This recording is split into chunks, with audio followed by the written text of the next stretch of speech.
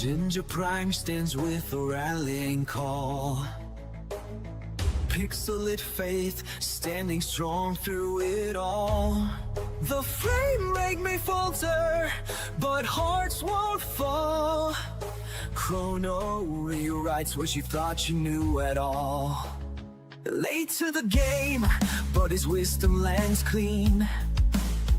Skill checks are off, that's the price of the dream. Gaming kinda brings the chaos and thrill, dropping rare loot with unshakable will. Forte holds the line, grace under the blade, faith like a fortress that never will fade. Scrag lights the fire with a storm in his breath. $80 flat for unfinished quests. Joy-Con still drifting, my patience long gone. But I'll queue up at midnight, you know I'll play on. Pull up a chair, the battle's begun. Legends are forged in the light of the sun. One life now saves, play it bold, take the lead. At the Gaming Roundtable where the fearless plant every seed. We shine bright and tree. Ride no please, rise through the fire, no checkpoint in sight. One heart, one strike through the endless night.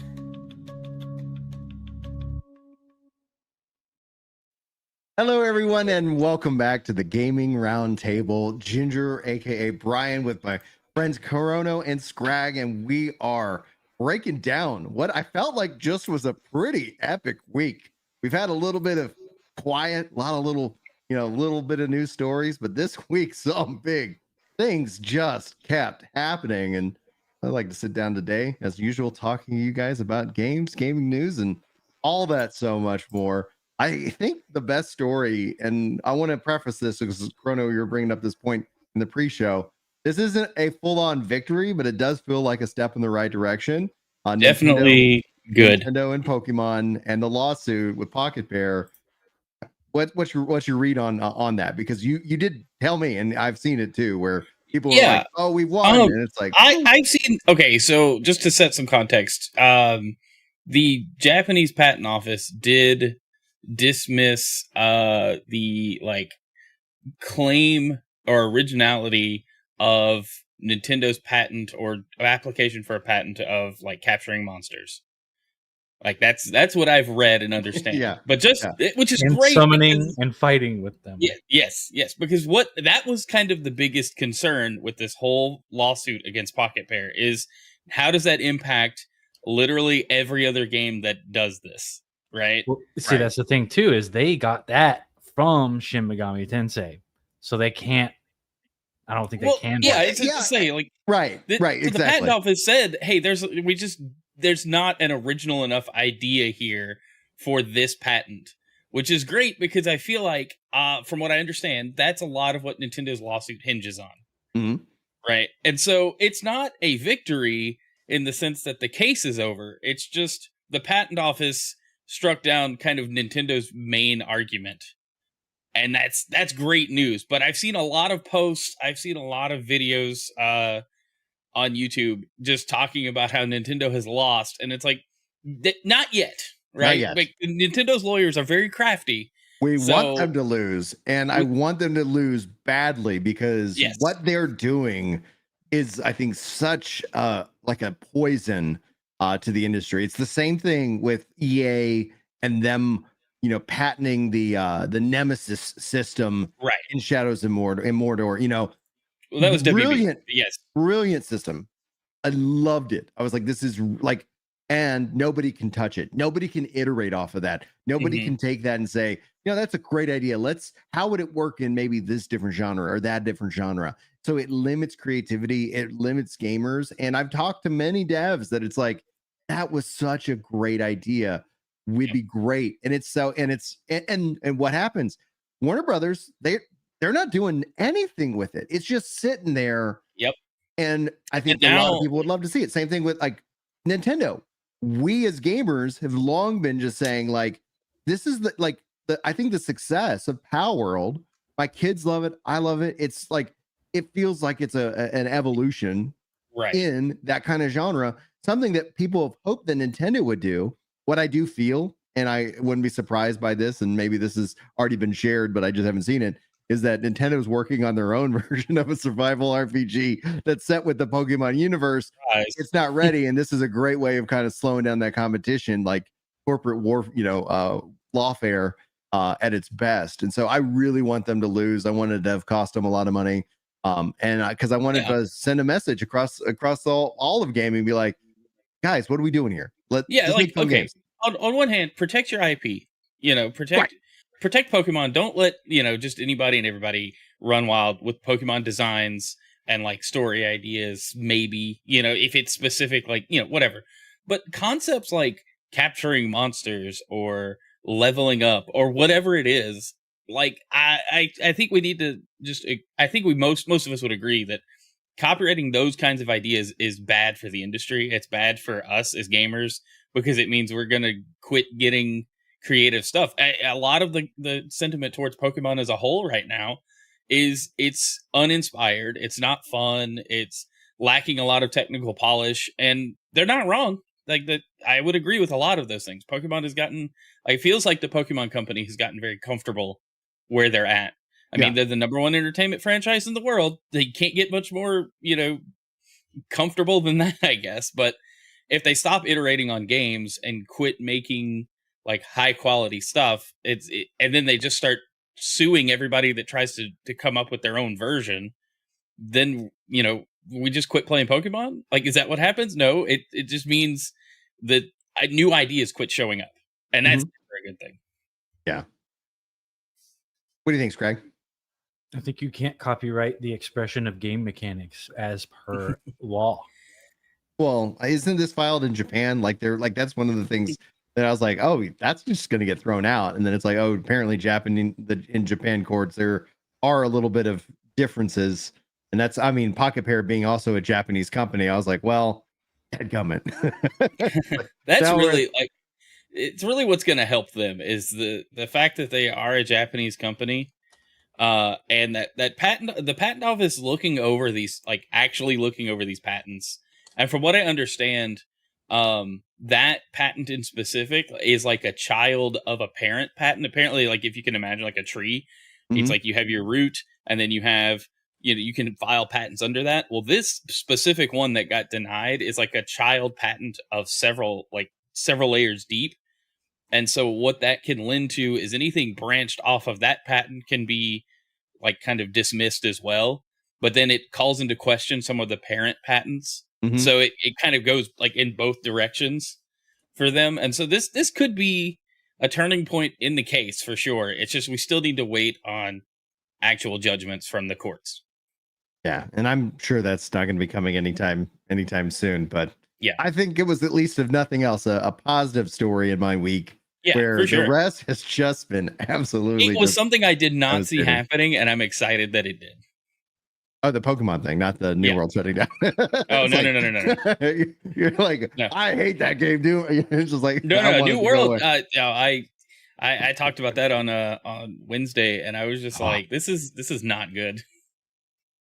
I think the reason why I was like, we should open up with the Pokemon, because I think there's a lot of different parallels, right? Like I said, I think this is bad for MMORPGs across the board. Like New World was in a very healthy state, and it wasn't that Amazon decided that they're just going to kill New World. They literally yeeted out Amazon Game Studios, basically. Like they've got their Snoop Dogg. Like in my mind, AGS is going to be like these just mobile, like, we threw 60 grand at a project, and we're going to see whatever hits. We're going to see if something takes off, as opposed to like they're out. Like Amazon is out of AAA. They are out of AAA. I would not be surprised if we saw with AGS like that they killed the Luma. They're cloud streaming. Who knows? Like it does call into question, is Luna relevant for Amazon to keep building out and investing into? And I don't know. They could still go heavily invest in third party like deals and stuff. Well, they still have Throne of You know? Liberty and Lost Ark as a part of their they're the publisher behind them, and especially And here in the West. maybe they do take more of a role as a publisher instead of in-house developer. And that maybe is better for Amazon. I don't know that it's good for everybody that just lost their job, or people that were looking forward to games being developed by Amazon, which I don't really know all of what Amazon was working on. I just know New World was probably the biggest thing hit. Because by all accounts, New World was doing well.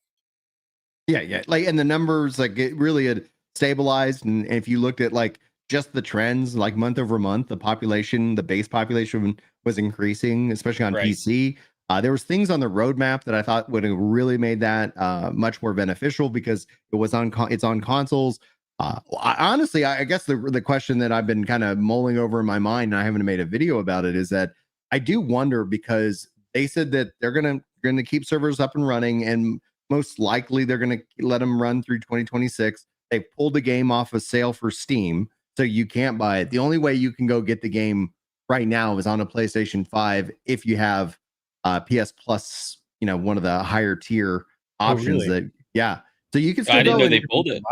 So you cannot Yeah. purchase this game at all anymore. If interesting. you already owned Not it, even which free. they sold a ton of copies. Like I would not be surprised if they were somewhere on the cusp of 15 to 20 million units sold through, just based off of that. But like You can still buy it on Steam, did they bring that back? Yeah. Okay, It says servers will remain active through 2026, and all existing content will continue to be playable. But there will be no further content updates released in the game. Is there a buy button? Because they removed it for me. I have a screenshot of it's like they won't even let me buy this game anymore. Yeah, that must have been like in compliance with Steam's policies. It could have been. That makes sense then. A game that's gonna close shut down. without notice. Yeah. I think the thing that really bugs me with the whole New World situation is just how many people were playing it. Mhm. If having a successful game doesn't guarantee support and like longevity for like just the game's life itself, how do you get people to invest in a new MMO or a different MMO? And then how do you get developers on board to build a product that at any point the rug could be pulled? It's a bad look all around. Well, and Well, especially that's because rough. I'm looking at the charts, and Yeah. before they released their new update, they were getting around 13,000. Mhm. Then they're like, "Hey, update's coming out." We were Got getting up like to 50,000 people per day, Mhm. roughly. And then as soon as they announced they're shutting down the servers, it plummeted to 9K. Oh yeah, there And is that's what literally happens. no reason for me. Like I was like I shared this. Like my son broke his arm. We had to have surgery. Like everything that could have gone wrong for us, in October went wrong. It's just like we've had a whirlwind of a month. And of course, all these games came out, so I was like, I was getting ready to put New World up on the ROG Ally, which we talked about a lot last week. It's still my favorite handheld, hands down. But I was like, I'm going to test it on this. I've been testing No Rest for the Wicked, yada yada yada, and I did not get a chance to play Night Haven. I did not get a chance to yet jump back into PAX Day. I've been able to play some Blue Protocol on the ROG, which has been helpful to be able to put some time into that. And I've been able to install PAX Day on this and step into it, where you can do maybe 50% of the stuff without a mouse and keyboard, but you are limited. So PAX Day is not ready yet for handheld, but I'll let you know if that changes. But we're Spoiler alert. Oh, It won't. they want to support controllers. I'm sure they want to do a lot of things, but they're going to be running out of money real quick. Oh, and they require subscription. Anyway, that's going to tie. Yeah. That's going to tie. All this is going to tie into the bigger, broader conversation we're having here, specifically. But like with New World, I was like, I'm really excited about playing Night Haven. By all measures that I see, of course, there's going to be some nits. There's going to be some problems, but that's the nature of being an MMO. Yeah. Quality content was just released. People really enjoy it. They added in so much. And then to go in and now a couple weeks, why? I don't have any desire to log in. Now, there's friends, there's community, and so I'm not saying I won't log in, but it was a total gut punch to me this week, especially somebody Yeah. like I have defended this game because you have this mindset out there that comes out with every new MMO, because not only is it challenging to launch this and it's super risky to make one of these, but I was like, Amazon, they've committed to 10 years. If they ever decide not to, never trust another games as a service from them again. EA, I will never trust another games as a service from them again, because they rug pulled Anthem after they said they were committed to it for a long term period. Yeah, still burned about. I can't punish Amazon now because Amazon just straight up quit. That means no Lord of the Rings online, which from a technical perspective, from a development and even a tax perspective, their investment into New World was going to benefit the Lord of the Rings. And Lord of the Rings has the name brand that New World never could hope to get. So it was a matter of like, great, I'm having fun. I like the game. I can't wait to see what they could do with it with the Lord of the Rings. But Amazon was like, we just straight up quit. And in my video, I talked about one of the things that just really stands out to me in this moment, in this week, was years ago, Phil Spencer, and this got the Sony ponies all riled up. He said, my competition isn't Sony, it's Google and Amazon. And here we are now, and they've knocked Amazon and Google out. They're no longer in the gaming space, in my perspective, right? Like you can. Who said this? Phil Spencer. He said this. He works for who? He works for Xbox, Microsoft. Who's that? You don't know. It's everything. We're on an Xbox right now. I know. My fridge is an Xbox. No, but I like. No, it's great. I love it. That was well played. Hopefully that'll make it in the clips. But when I'm looking at it, it's like that was now what he's talking about is his competition is TikTok. Right. His competition is TikTok. And so that's a whole discussion in and of itself. But I really wonder what with like Amazon. I wonder if maybe the initial like estimates and analysis didn't track because of the like kind of post-COVID market, right? Like they spun up all these studios and they had all these projects going, and I just wonder what the deciding factor was. And some people are saying Twitch plays a big part into what happened there. Maybe they didn't see integrating Amazon games and Twitch to like kind of cross promote their own products being as lucrative. I don't know. Like I'm speculating on a lot of different things at the same time. I can confirm a lot for you, because what I shared in the video is that it was me and another guy in like the last round of interviews to go work actually at AGS. And they had, that was their goal. That's what they were asking me about. And honestly, I'm like, man, I'm glad I didn't get that job. Because it would have sucked. Yeah. It's like, oh yeah, okay, great. And they were like fully uncommitted. I do think that you're right. Like, but I think the industry, restriction that's been going on for the last probably, I think 18 plus months is like, yeah, we don't like, this is probably going to continue. Meaning like if Amazon with all their analysis and AI and, projections, it's like, it's not really worth it for us to be in this space. But I will push back on something Cosmos said, because he isn't necessarily wrong, but Google has publicly stated, I forgot which individuals, but they said the purchase of Activision Blizzard by Microsoft is why they killed Stadia. They're like, oh, we're not even going to go toe to toe. We can't get into that fight. Even though they had have to do with that though, like that doesn't really make sense. Because xCloud, the vast library suddenly available to xCloud should the deal had gone through, was going to murk what anything Stadia could have offered in terms of cloud streaming.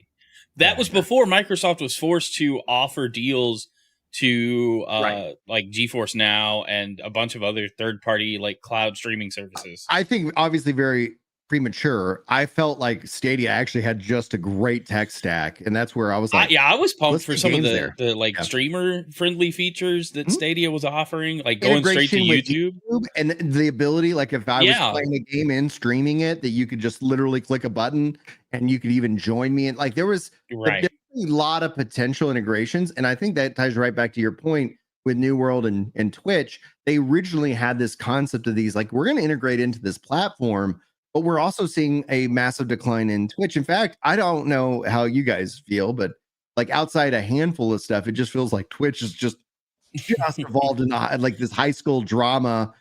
I wish people would sing more so it would be a little bit more entertaining, but it just feels like it has gone so far away from kind of that aspect, and it's like it does feel like Amazon's acquisition of Twitch has only really been fruitful for their own like website, because they're using all the streaming backend for like creators on Amazon, which is like a whole thing. You can publish videos and reviews and post you and can make stuff pretty there. good money doing that, I've heard. Yeah, so supposedly. I haven't looked into it. I'm not really into shilling products as much as some other people might be. But I think they got the tech they wanted from Twitch, but the beast they're still contending with is Twitch itself. And with all of the new things that have come out with just streamer drama, which I don't even know who half these people are. I don't just even to be know fair. either. I don't care. It's honestly. just the popular kids club from fucking high school. Right. Except it's national or international now, you know? Right. It's so actually like I used to be really into Twitch, like, oh yeah, Shroud, oh yeah, whoever. Like I used to really like certain streamers, and like I used to like watch Twitch and like, oh yeah, this is really fun or whatever. And then just kind of over time, even whenever I was doing streaming as well, and I'm not claiming to be an expert on the subject or anything, but after a while of streaming myself, not podcast not counting, or like new shows or whatever, like if you're a streamer, whatever, do you, but to me, I'm just kind of like, this is all just a huge fucking waste of time for everybody involved.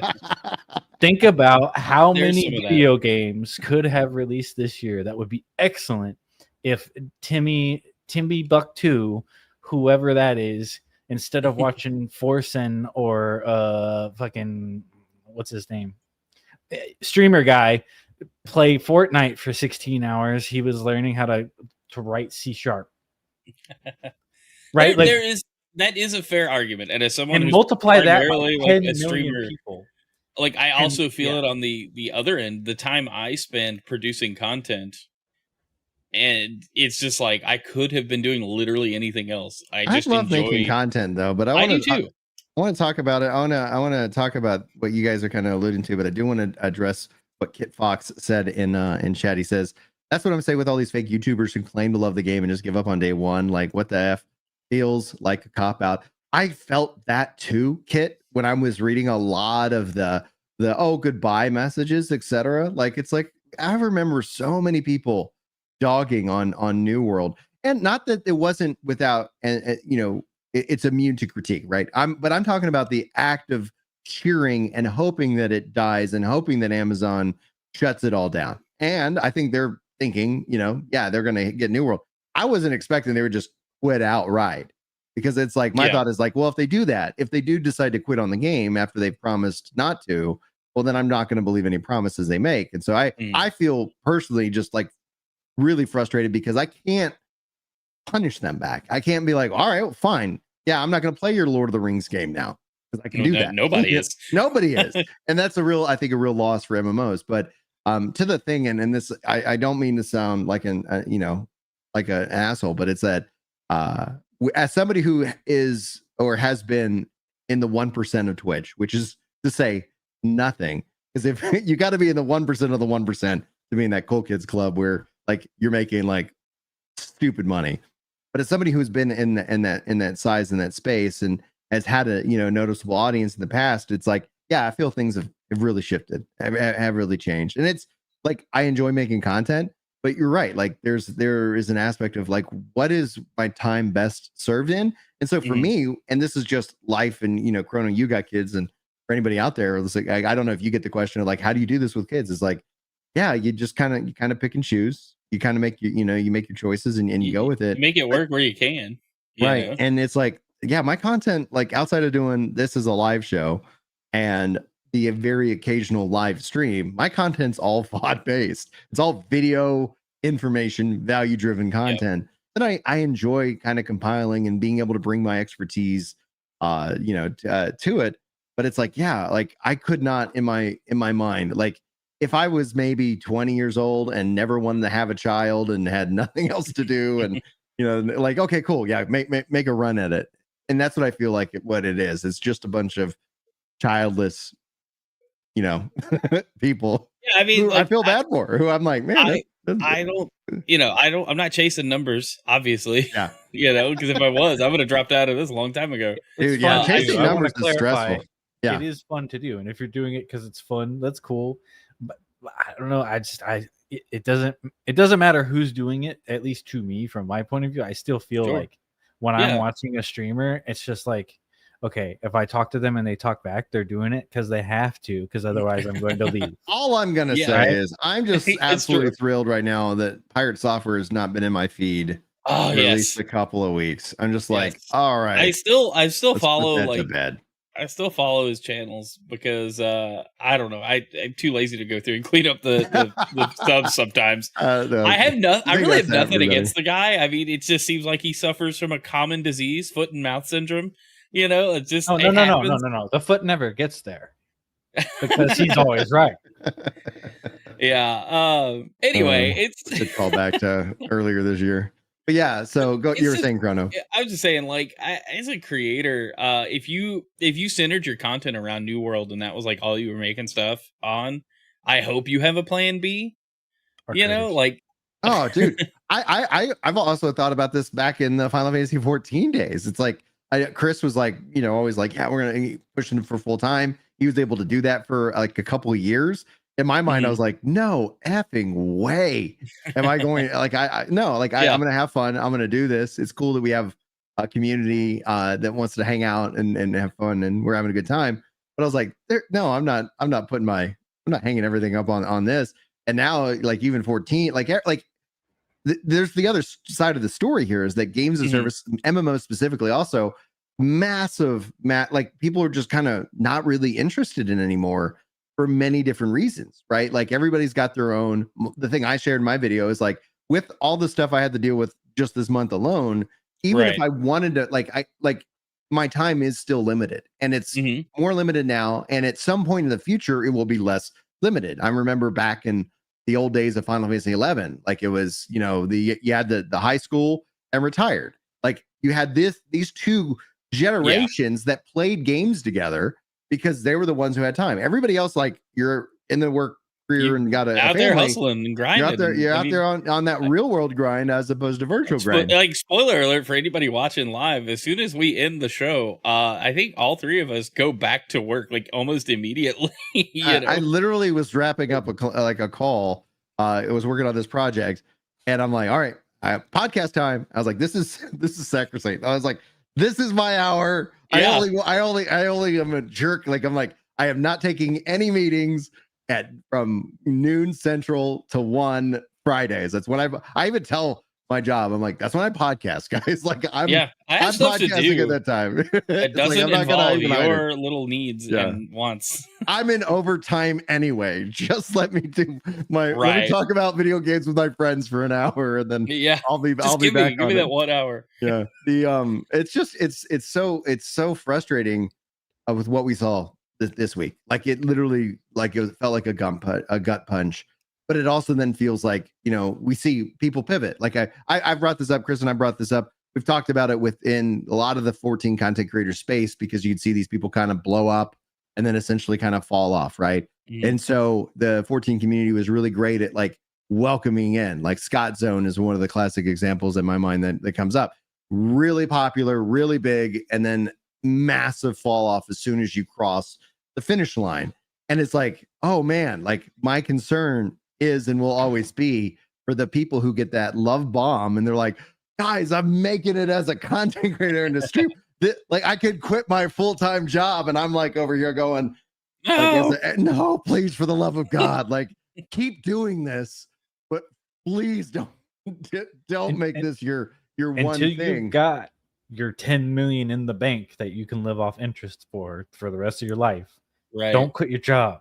Well, and that's exactly what Chris is doing right now. Like, Chris and I, like, for those of you who don't know, I've shared, like, his family has suffered a lot this year. He's been through it, and I'm sure he'll give his update. And it's not my place to kind of get into the nitty gritty, but he did give me, I did ask him, because I know Chris overall was a very private person. And I was like, hey, I know what's going on with you. People keep asking what, can I share? Lots of loss. It's been a tough year.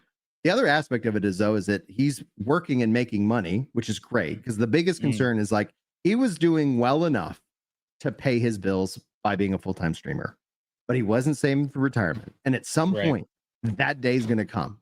Yep. His version of retirement, much like mine, is we're probably going to play and stream games. I'm going to no longer be Ginger Prime. I'm going to be Ginger out of his prime. Maybe gray beard at that time. Don't know why my beard's still red. Knock on wood. It's a full rebrand. I still have 2020 vision. Yeah. Well, that's the thing. I was always like, from a branding perspective, my nickname in high school was always Monty, and I like it. And I was like, and my YouTube original handle and my my Twitch is Del Monte B. And it's like, yeah. So it's like, I should have probably, if hindsight being 2020, I think I should have branded into Monty Gaming or something like that. But it is what it is. We'll see what happens in the long term. But from a job perspective, now he's able to save for retirement. When you have that nest egg, you can stream all day, every day, and you're never going to be reliant on chasing the drama or the clickbait or getting into the mud with everybody. Eventually all that's going to run out. Like you might hit cycles where you're doing okay, and then you're gonna decline a little bit unless you can pivot into something else, which kind of, to circle back to like the New World thing, like if your channel was built around that, I hope you can find something else to make content on, because you have a year to still play the game, but it's nobody's all interested. Nobody's gonna care. No, nobody cares. There's not. We all know news. the end is coming. Yeah. Well, not even just the end. The end has happened. This is content complete. I kind of debate. Do I want to go and play Ninehaven now? I do, from a curiosity perspective. But my time, I'm enjoying Final Fantasy Tactics way more than playing investing in a dead MMO. I do wonder. Go ahead. Like in my case, I tried to download it this week because I've tried to play it multiple times and like I didn't have good enough internet, or the 3090 I have might blow up, stuff like that with that were involved in the game. But now that they've fixed all those issues, I was like, oh well, if it's going to be shutting down, I want to at least say I played it and I beat it. But guess what? Another issue. You get black frames, like the entire screen goes black at random intervals, and it gives you a migraine. So guess what? I can't play it. That's not going to be fixed ever. Yeah. So yeah, well, just like me and 2M baby, like neither of us has started Nighthaven. I'll let you guys know if I do, and I might stream it just to have that archive, because that's one of the things I've talked about multiple times, that I was like, I'm really glad I played Final Fantasy 14 1.0.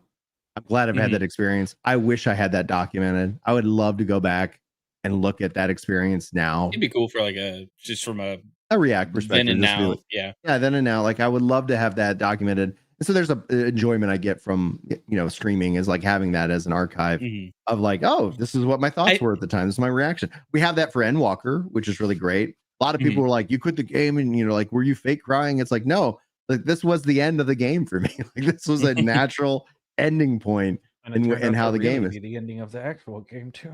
Well, that's outside of the fact that I will say that for like the thing that people praise more than anything about Non-Trail is that the content, the fights and everything like that are really well done, which is good at least to see that there's some positive aspects. I know they just recently had a live letter, and the only thing I kept saying was glamour, and I was like, there's nothing in my heart that just hurts so more than glamour being the true end game.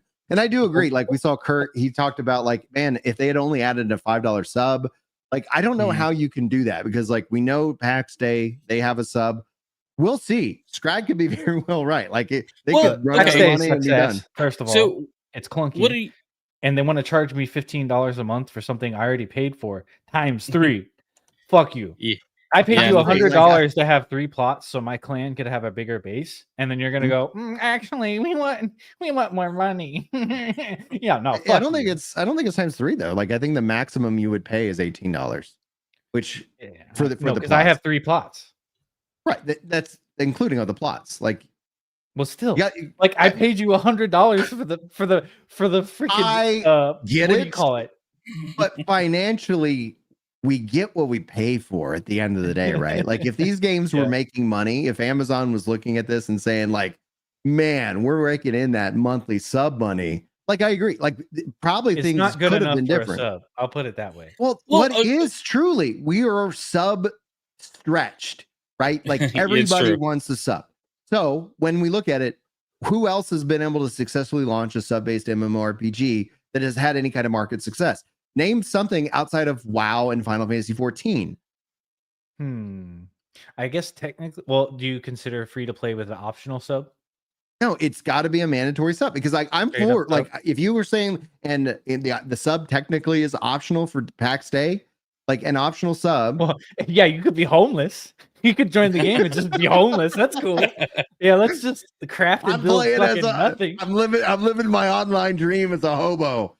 Hey, I guys, mean, it's I play not with you? about 11 has reflecting not reality. 11 is not a new MMO. It isn't, and the fact is 11's bigger than 14 right now. But yes. So the question I have then is, what are the odds that Amazon, because Amazon still owns the IP, would they sell it off? Yes, that's what I was getting to. I say, like, what are the odds it gets sold off? Because that would be probably a best case scenario, right? It gets bought by a publisher or somebody who wants to keep it going. And does that happen? And do people come back? I don't You know? even know. Is it worth the cost to keep it going? Because if you think about the Amazon server costs, like Amazon owns the servers, so it didn't cost them jack. But if someone else buys it, well, hello, I would Amazon argue there was still a cost for Amazon to spin up their own servers because they're still spending, electricity costs and data costs. They're just absorbing that. It's it's not a big deal for them. It's like pennies. But for someone else, if they go, hey, Amazon, we bought New World, we need the server template or whatever to throw up there and send us a bill for the hosting. I mean, like $20,000. That's true. That's true. So maybe they find a different host. I don't know. Well, it's not just about it was all built for Amazon servers. That's the thing. It would be still like you could still put it on Amazon servers. You like. You would have to be a really substantial company and you have to see a future, which the odds in my mind aren't in favor of somebody buying this unless they were like, man, it'd be really great to add another games as a service to our library. And based off of the relationship with PlayStation Plus, I would think that the only person who might be even consider it would be Sony. Because why would because like Microsoft knows how many copies they sold. I'm assuming it's not massive numbers on the Xbox, and with their whole pivot, but the only thing they could do at that point, if Microsoft was even remotely interested, is pick it up, put it on the Microsoft Store on PC, and go, oh, it's now part of Game Pass, and play anywhere. And Game Pass and the thing, that's where I think the subs should be. I think if as a players, if MMOs want to really truly thrive, they need to be bundled in with these services because we need cable TV, but for MMOs. Pretty much. Well, and you just bundle into the thing you're already paying for, and then based off of usage, like, okay, you're logging in and you're playing, the game's going to get some share. Because what we've seen is the evolution into this free-to-play model, which is really predatory. We see people talking about that already in chat, which is like more than fair. But we've seen that kind of push because you got to find a way to make money off of this. And so even if, let's say, New World was purchased and decided to be reborn, under a new leadership, which honestly I would be excited about. That would have me go and, really be excited to still invest in my character. But what's the development like after that? Right, the team has been disbanded. Imagine trying to reassemble people who know how to do the code. Like it would be a big undertaking for an IP that isn't beloved. If it was Lord of the Rings.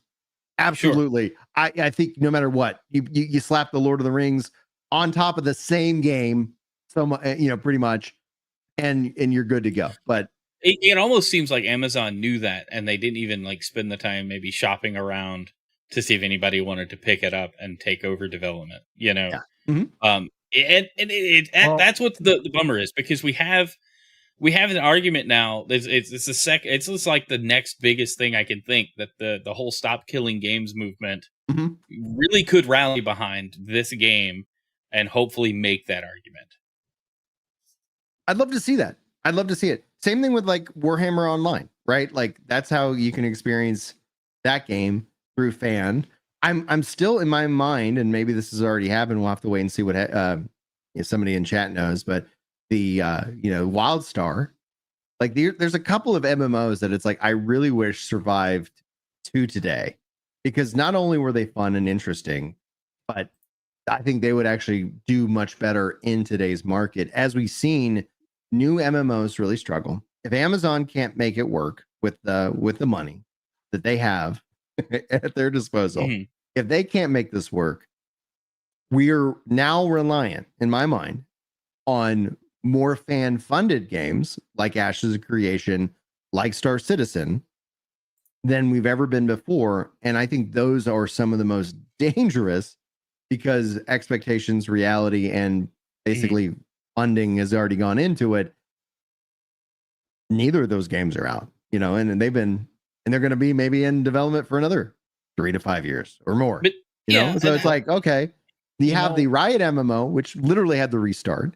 You got the Pixel, whatever. Like, they have to come out and do something and hook people so strongly if they're going to have any chance at life. And they have to have the funding to survive the death spiral that will, no matter what, follow any kind of hype cycle. And that means you have the content creators and all the people and all the articles talking about, look at the drop in the population, and this is clearly a sign of the game's quality. And then the regular casuals are just going to be on TikTok.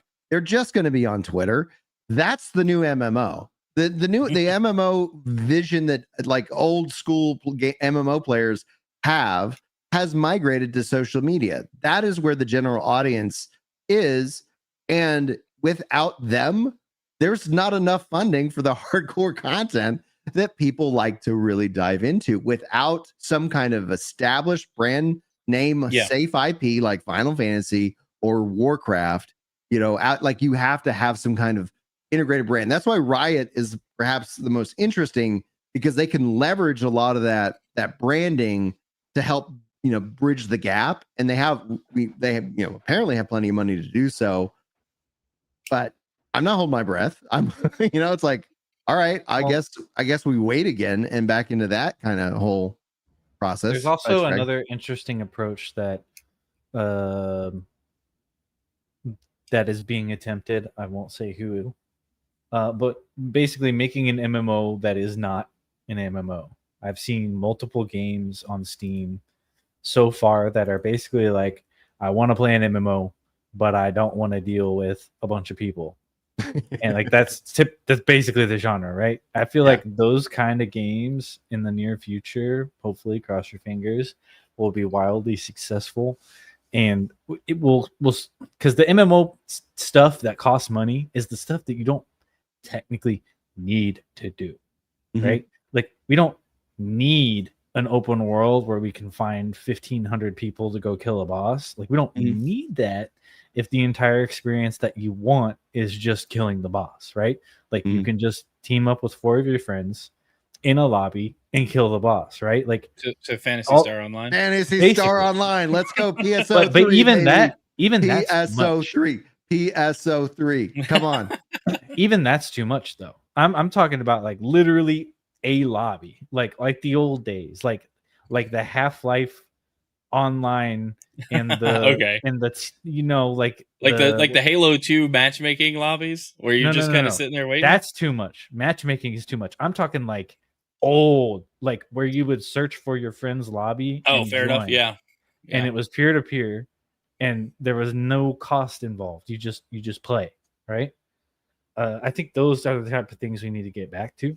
Well, that kind of comes into like a new term that I've seen thrown around a lot, friend slop, where you have games like Peak where their focus is multiplayer and playing with friends. Guess what? How you sell a lot of copies? People tell their friends. You get people to play together. So that's what that sounds like. That's what that really sounds like. Is you can play with friends, but if you want to play with other people that you maybe don't know, that's also maybe a possibility. Right. Because if you really think about it, the chat and stuff, that's all everywhere. Like, if you want to talk about a game, you could just go on Twitter and be like, I hate X game. I always find it weird when like Overwatch still maintains like a lobby chat. It's like we're all just on Discord, like nobody's sitting here paying attention to the Rocket League text chat feed. Mostly because they're trolling, but and most games have a Discord. right? And there's Yeah. ways to integrate Discord into the game. So like if you Yeah. really wanted a global chat in a game that doesn't have a global environment, you just hook Right. it up to Discord and there Well, you and go. that's an argument I made for MMOs. I know PAX Day integrates in with that, and it's like you got to meet people where they are. And this doesn't apply to like everybody who might be watching the show live or listening to this later, but I know it applies to me very deeply. Is that Mhm. accessibility in terms of ease of access to get into the game is all the difference between playing and not playing for me right now. Meaning, if PAX Day had full controller support, I would spend probably a lot of time. I really find it very relaxing, crafting, cutting down trees, farming, building. Like there is this sense of like a not necessarily Animal Crossing cozy, but it's like, oh, okay, I was like gonna say, I don't mind. it sounds like you enjoy Stardew and Animal Crossing a lot. Oh yeah, we have Animal Crossing on every Switch in this house, and it comes and goes. Like it's with the seasons. Yeah. The kids are like, hey, It's like Minecraft. You You play for a couple of weeks and then you don't play for years. but then you're hooked, and it's like so within like how do we in Minecraft in Fortnite in my mind are MMOs in the sense of what they kind of bridge. It's not the MMORPG that I would like to invest my time in, but I'd like to have that, and that's where like Final Fantasy 11 has been such a joy to step back into. And I'm like, all right, well, with that, I've downloaded and I got my account set back up on this. I still have to go through the long ass process of downloading the game, and I was debating on like trying to maybe set up the third party tools that people tell me about to see if that makes it easier on the ROG Ally. But the so I'm like, yeah, whatever's easy. Final Fantasy 11 with the controller support makes it easy to jump in. It's annoying to jump in. There's still so much resistance in because how Square Enix and manages their one-time password. I was like, if they wouldn't mind, get rid of that. Let me keep my account with one-time password, and then just make somebody put that in if and only if I'm trying to do something monetarily or financially based off the account. Like I want to delete a character, or I want to add this, etc. I want to do that, etc. No. Verify that you are with your one-time password. Every time I log in, I'm like, my goodness.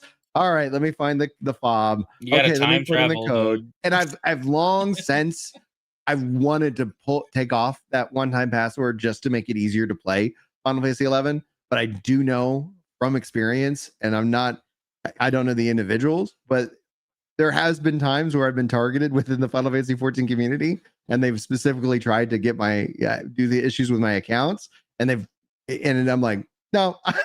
It's like no, I like to keep my account, please. So it's like I do it on there, and it's only ever been like, it hasn't been that much, but it's only been like I think the last like couple years where for some reason I go semi-viral for some take on within the community, and they're like, all of a sudden it's like, hey, you're trying to log in, and you're like, what's going on here? It's like, well, all right. One-time password for the win. But man, I would love to pull it off just because of how painful they make it. Same thing in 14. It was just it's just a barrier to go and play, where hopping into tactics pretty much freaking instant. Dragon Quest 1 and 2 just came out, and I'm just finding myself more and more. Yeah. Oh, dude, I love Dragon Quest. I love it. And so the fact that they redid 1 and 2, I'm on board. I'm gonna pick that. I downloaded it. I just haven't started playing it because I'm so far. It's so funny too. I'm obsessed with tactics, and I will probably make a video on it. But there's a good chance that here in the near future, like I literally I'll have all the jobs maxed out on at least 5 characters. Like it's just like there's just this sense of like I'm enjoying the story, but also I just enjoy the grind in that game. It's so beautifully well done. I have not needed any gildo, because anytime like I'm sitting on millions of gil because I've done so many fights and I've just racked up this whole bank, and so it's just like, oh, there's new stuff for my characters. Bye. Have you done the thing where like you surround an enemy and you just like hit it and heal it and hit it and heal it and hit it and heal it? I haven't done that, but that's actually I've done that. Smart. It's great. That's so pretty like smart. Yeah. Yeah, you like, surround them so they can't move, and then you either hit them, heal them, or like do what everybody does something. What I find a lot of fun, if I want to get like a job or whatever, like leveled up pretty quickly on it, I like to go to the zones that have the undead monsters and make sure that they have items and throw items, and we just throw Phoenix Downs at them all day, get the win, rinse and repeat. It is a fast and easy grind when you unlock those undead, kind of maps that it makes that a real joy. Oh, we have one more topic that we haven't talked about yet. Let's go with it. And that is Arc Raiders. Have you guys played that yet? No, it's on my radar. I have not picked it up. I've seen really good things though. You've been messaging me about it. It is excellent. It came out yesterday. Remember, it came out yesterday at 4:30. And while most of this time, about half of this time is AFK because I was actually just working and like had it open in the background. Yeah, I have 14 hours. Nice. So probably about half of that time is AFK, but still, it is great. It's amazing. I need to check it out. A lot of people apparently this game is making the argument for the extraction shooter, as a whole, because for a while it felt like everybody was trying to make extraction shooters a thing, but they're missing the mark, and that was like kind of our argument against Marathon. It's like, yeah, but what does it make? What is the appeal? And then I look at Arc Raiders, I'm like, I don't know why, but I like what I'm seeing here. Okay, so like first off, they retooled the Unreal Engine to make it run on basically literally anything. Nice. Like there's people with like 1080s that are getting what platform? What are we talking about? It is GeForce now, right? Is it on like X? I'm pretty sure it's everywhere. Does it play anywhere? I don't know, but it is on Steam. That's just where I buy all my games, so that's all I care about. But it does have crossplay. Nice. Oh, it's Xbox Play Anywhere. Okay, cool. Bye. Okay, all right. We'll you got me in. Finally, my rewards. Oh my gosh. Oh my gosh, what a freaking nightmare. Would you get it for free or something? Oh, I get it for free. Dude, I have so many Microsoft rewards. It's just insane. And so then they're like, okay. And so I have Ultimate for another year, right? So it's like, Julie and I've talked. I don't think I'm going to pay $30 a month unless they figure out something, because like the Fortnite, make it worth $30 a month. It isn't worth $30. And so it's like, I'm not going to give you that, but I got $20 not locked in for the year. I have. Well, I'm glad you got it. And I actually hit buy. I was just like, it has been just this like, I had these rewards. I kept redeeming it for like $100 gift cards, and it's like, okay, blah blah blah, and it's like, and then I go back and look, and it's like my balance is still the same. It say it was successfully redeemed, and it's like, oh, balance is still the same, yada yada yada. And then I'm like, finally, when I just went to go hit buy, it's like, do you want to use your $100 credit on your account? Yes, for the love of goodness. Every game I've wanted to buy this month, I was like, I'm just gonna tap into this rewards, because apparently that's the big draw about being in Game Pass. And I was like, all right. I've been doing Microsoft Rewards since it was called Bing Rewards. Yeah. Right? Oh, and it's fantastic absolutely. For like. That's why I have so much. I'm talking. That's how I buy battle passes. Like if I'm buying a battle pass, it's just spend free money. Yeah, I have hundreds and hundreds of thousands of Microsoft reward points that I have. Nice. Like I kept hitting redeem, and then I would forget that. Like I'm like, all right, well, we'll figure. Like I'm not buying it. I was like, oh, redeem, and I come back and like my balance is still the same. Like I'm like, where's did it redeem it? I go look at the email. I don't know if it still applies, but if you do redeem it, right, and they apply that whatever amount you redeem for, that's on a timer. That it's like a 6 month or a year that they'll deduct it from your account if you don't spend it. I don't know if that's still the same. That used to be like the thing. If you didn't spend it, you lost it. I've been trying to spend it. Now I finally got it. So that's a little derail. So I have not played Arc Raiders, but it is downloading currently. And I'm buying it on Xbox Play Anywhere because I really like that aspect. I really appreciate that, because it lets me play anywhere I'm at, and I like it. So yeah, okay. Brian has Arc Raiders now. That's cool. What I was gonna say is, so the way that it's set up is that the environment is more dangerous than the players. That is not true in any other extraction shooter except for certain rare occasions in Tarkov. Okay. All right. So when you go into this game, it's not like you're just Billy Badass and you can kill anything and everyone forever until the end of the match and then take all the stuff out. First of all, if your backpack's like normal backpack, you can't carry that much stuff. So what point is there to kill 3 people over there that also look like they have guns and stuff also, right? the environment is gonna wear you down slowly. So like if you're not super stealthy, you're gonna get seen by a robot, and a robot is gonna ping you, and it might even take a couple of healing items for you to get back to full. It's just the way that it's set up, it incentivizes you sometimes to fight and sometimes not to fight. Mhm. Like there was a situation literally yesterday. And me and my team, we went to a new map that I unlocked. We went into this building and we heard people like looting and running around and stuff. We're Mhm. like, oh, there's people in there. We're gonna go kill them. And we went in there and they heard us and they're like, hey, are you guys friendly? We're trying to get a team of 6 going. We're gonna take on some big robots. I was like, you guys want to do that? They're like, yeah. I'm like, all right, let's do it. So we went out there. We like negotiated. We talked. We're like, oh yeah, we're chill. This is our first time on this map. And then we like paired up, like one from our team, one from their team. We went and ran around and looted. And then we found these tunnels that we had never been in. No one had ever been in these tunnels. We're like exploring, looking around, looting, killing robots. And we got lost. Like we were lost for like 5 or 10 minutes. And then finally we found a way out. But there's a huge robot in the way of this tunnel exit. So one of the guys was like, over here, we can climb on the ductwork by the ceiling. So like there's 6 of us crouched and slow walking, all looking at this giant robot walking below us, going, God, I hope he doesn't see us. I hope he doesn't see us. And everyone's like, shut up, be quiet. Like, maybe they can hear comms, like, you know. And eventually it did see us, and everybody started screaming like crazy, like, no, run. And it was so much fun, dude. Like, that's cool. Just there are situations you get into in that game that in other games you'd be like, oh, you know, it's just what you do. That's the meta thing. But in this game, you can just do crazy, stupid stuff that shouldn't work, but it does. Yeah. Like there was a fight yesterday we were in, and I jumped out the window onto a balcony to like get a good angle at the guy who was trying to come through a door and shoot us. And my health was low, and they started pushing the door. So I fell off the balcony on purpose and hung from it.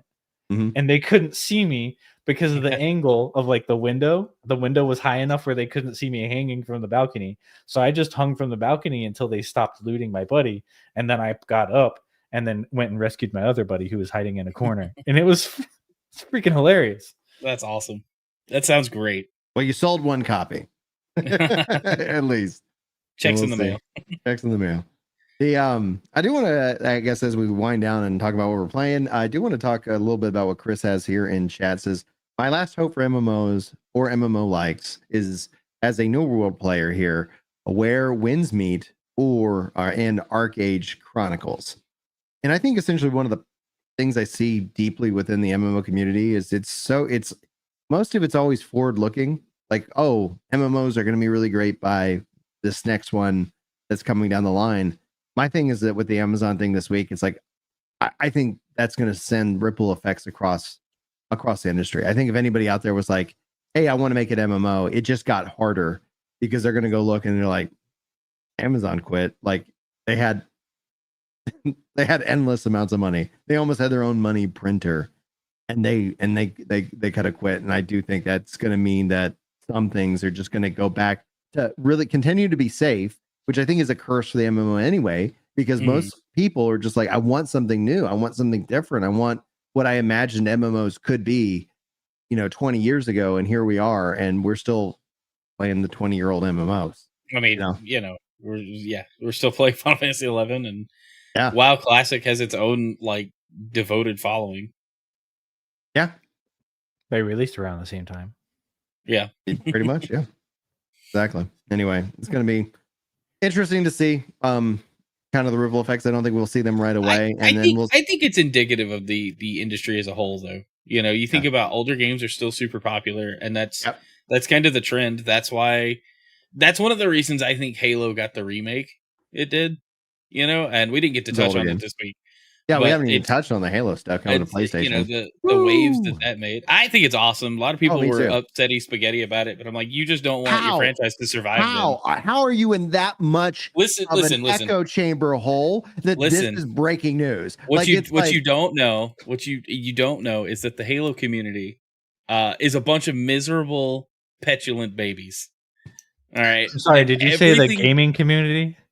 Oh yeah, I mean, yes. This is a gaming podcast. I quit. Let's piss everybody off. Yeah, I like to but, piss like, everybody off. I have disengaged from the online discourse around Halo from like fans because it's all crybaby stuff. It's I don't want sprint, or I don't like new things. Give me the old things and don't change a single thing about it. And it's like, how does anything grow? How do you make a new thing? But I'm good at it like this. If you change it, it might be too hard for me. Right. And it's just like, golly, you know, like the hate that Halo 4 got was unnecessary. It was a fun game. The hate that Halo 5 got from the multiplayer side, story side, I totally agree. You know, and so to see the hate that Halo is getting now, it's like, it's not completely unjustified because Microsoft really has dropped the ball with the franchise as a whole. But at least they're going back to like the roots of like what people liked.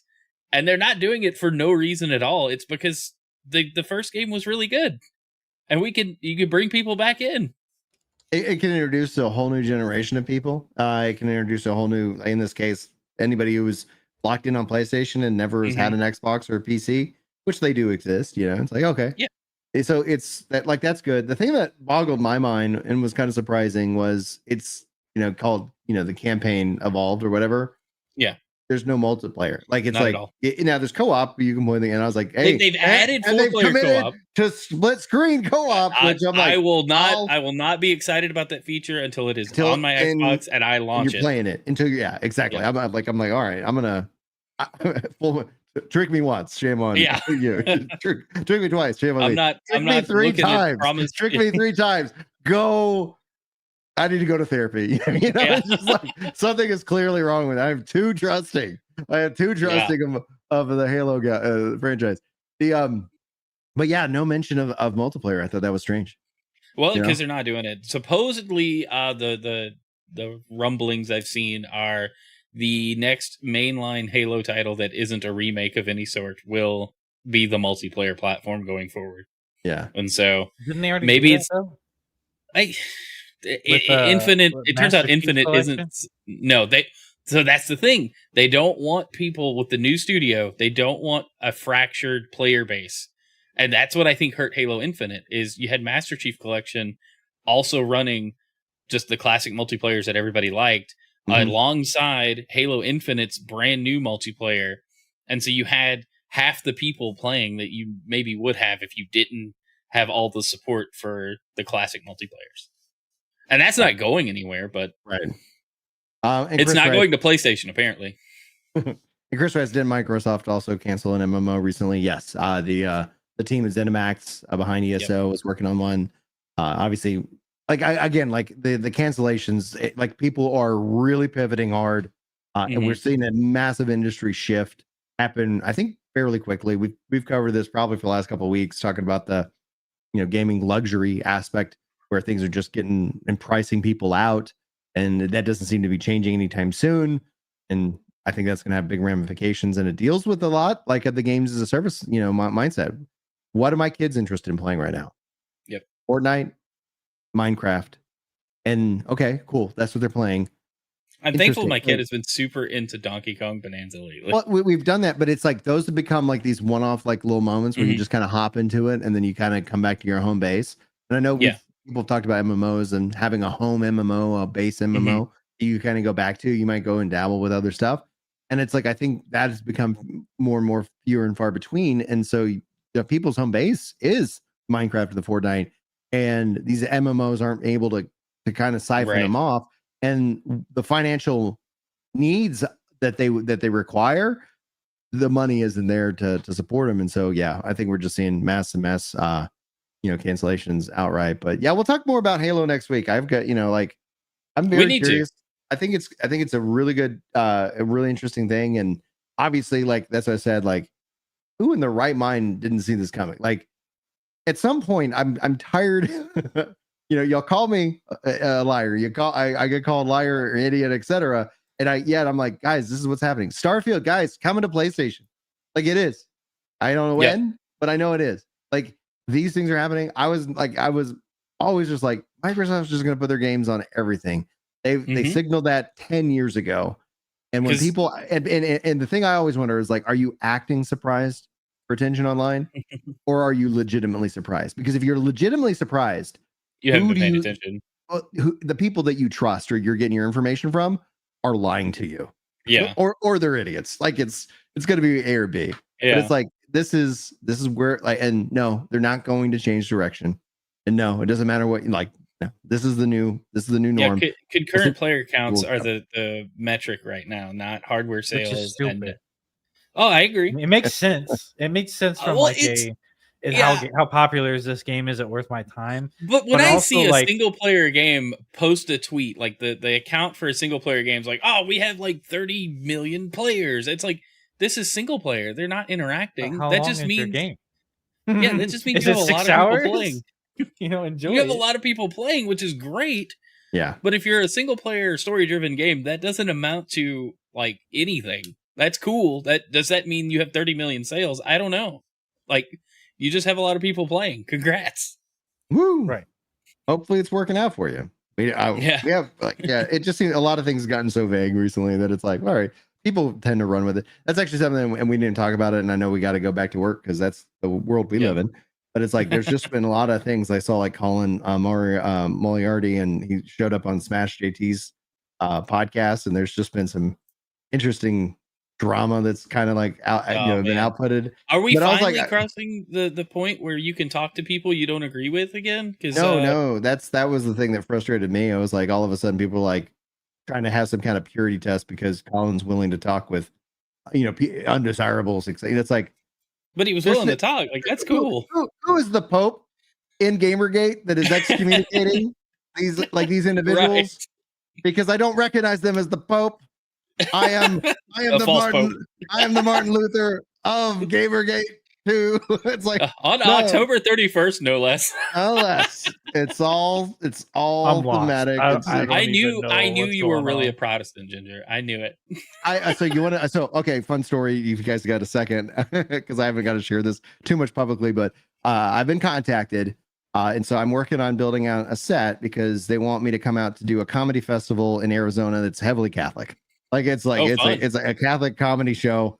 And I was like, great. None of my material is family friendly, but I've written some of the stuff, and that's what I've been working on 2025 or so, which is why I probably haven't gotten booked on any shows in the area because they're like, oh man, this guy is just like, snappy and and racy and whatnot. And so, so I've been working on the material, and I'm like, like one of the thoughts that I've always long had is that because a Protestant is just a Catholic who has some issue with the authority of Christ's church.